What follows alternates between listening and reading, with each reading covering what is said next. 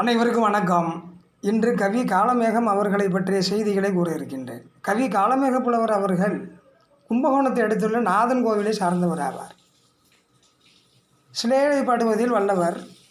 இளமையிலேயே கவி பாடும் ஆற்றலை இறையருளால் பெற்றவர்.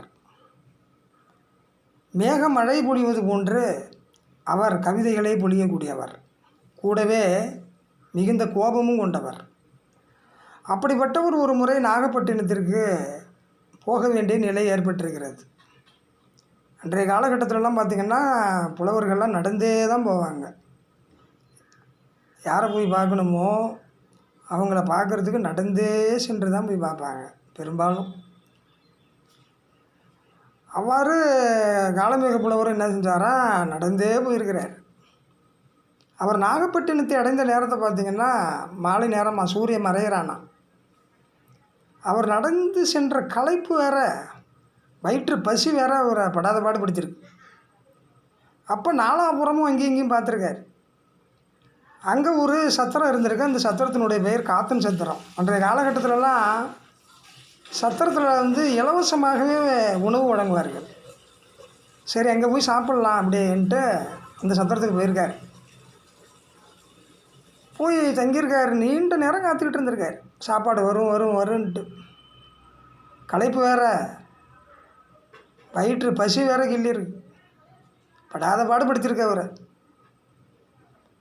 ஆனால் நெடுநேரம் ஆகியும் சாப்பாடே வரலையாம்.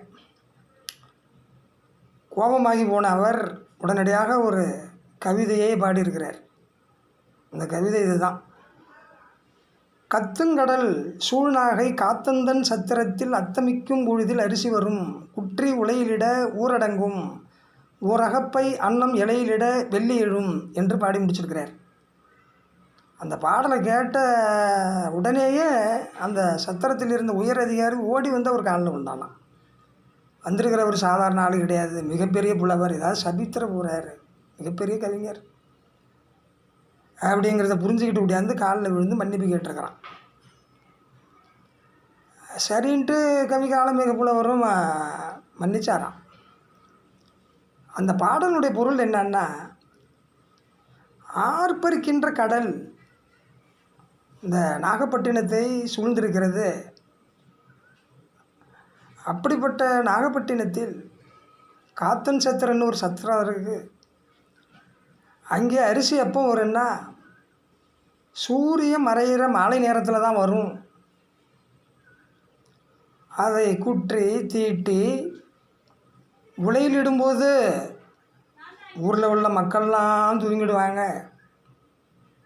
பிறகு சோறை ஆக்கி ஓர் அகப்பை அன்னம் இலையில் இடும் பொழுது விடிய காலத்தில் வெள்ளி எழுந்துடும் அப்படிங்கிற பொருளில் ஒரு பாடியிருக்கிறார். அதனால தான் அந்த சத்திரத்துக்கு உயர் அதிகாரி பயந்து போய் வந்து காலில் விழுந்திருக்கான். இன்றளவும் இந்த பாடல் எல்லோர் மனதிலும் நீக்கமறை நிறைந்து சிறப்பு செய்கிறது என கூறி இந்த பதிவினை நிறைவு செய்கிறேன். நன்றி, வணக்கம்.